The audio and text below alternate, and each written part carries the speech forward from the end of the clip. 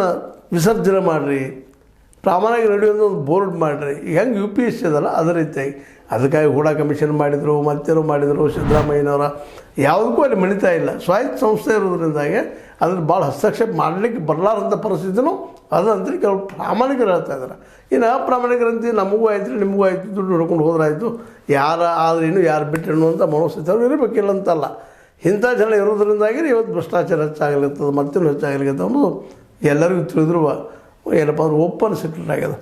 ಅದಕ್ಕಾಗಿ ಇವತ್ತಿನ ನಮ್ಮ ಖರ್ಗೆ ಅವ್ರು ಹೇಳ್ತೀನಿ, ಇದನ್ನು ನಮ್ಮ ಕ್ಯಾಬಿನೆಟ್ ಮೀಟಿಂಗಲ್ಲಿ ಇಟ್ಟುಕೊಂಡು ಚರ್ಚೆ ಯಾಕೆ ಮಾಡಬಾರ್ದು, KPSC ಇದು ಬೇಕಾ ನಮಗೆ ಅನ್ನುವಂಥ. ಸ್ವತಂತ್ರವಾದ ಮೀಡಿಯಾಗೆ ಬೇಕಾಗಿರುವುದು ಸ್ವತಂತ್ರ ಧ್ವನಿ. ಆ ಸ್ವತಂತ್ರ ಧ್ವನಿ ಉಳಿಸಲು ನೀವು ಮಾಡಬೇಕಾದದ್ದು ಇಷ್ಟೇ. ಅದೇನಪ್ಪಾ ಅಂತಂತಂದ್ರೆ ನಿಮ್ಮ ಕೈಲಾದಷ್ಟು ಸಹಾಯ ಈ ಚಾನಲ್ಗೆ ಮಾಡಿ ಹಾಗೂ ನಿಮ್ಮ ಧ್ವನಿಯನ್ನು ಕಾಪಾಡಿಕೊಳ್ಳಿ. ಯಾಕಪ್ಪ ಅಂತಂದ್ರೆ ವಿಶೇಷವಾಗಿ KPSC ಇಂದ ಆಗುವಂಥ ಎಕ್ಸಾಮ್ಗಳು ಅದ್ರ ರಿಸಲ್ಟ್ ಬರೋದು ಲೇಟ್ ಆಗ್ತಾವೆ.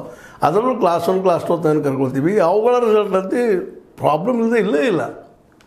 ಕೊನೆಗೆ ಪೇಪರಲ್ಲಿ ಏನೋ ಗದ್ದಾಗಿರ್ತದೆ, ರಿಸಲ್ಟ್ ಬಿಡೋಲ್ಲಿ ಗದ್ದಾಗ್ತಿರ್ತದೆ, ಮತ್ತು ದುಡ್ಡು ಹಂಚಿದಾರದು ಕೋರ್ಟ್ಗೆ ಹೋಗ್ತಿರ್ತಾರೆ. ಕೆಲವೊಮ್ಮೆ ಯಾರು ಎಲ್ಲೂ ಸೆಲೆಕ್ಷನ್ ಮಾಡಿ ಹೋಗಿಬಿಟ್ಟಿರ್ತಾರೆ.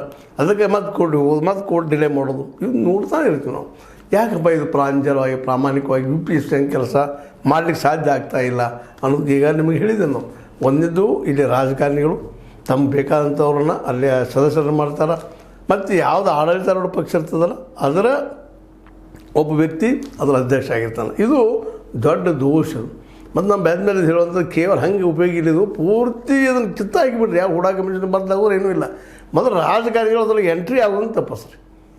ಯಾಕೆ ಬಂದ್ರೆ ಅವ್ರ ಹೊಕ್ಕ ಮೇಲೆ ಶುರು ಆಯ್ತು. ನಮ್ಮಲ್ಲಿ ಕನ್ನಡದಲ್ಲಿ ಗಾದಿ ಮಾತೈತ್ರಿ, ಬೆಳು ಹೊಕ್ಕ ಮನೆ ಅಳು ಅಂತೇಳಿ.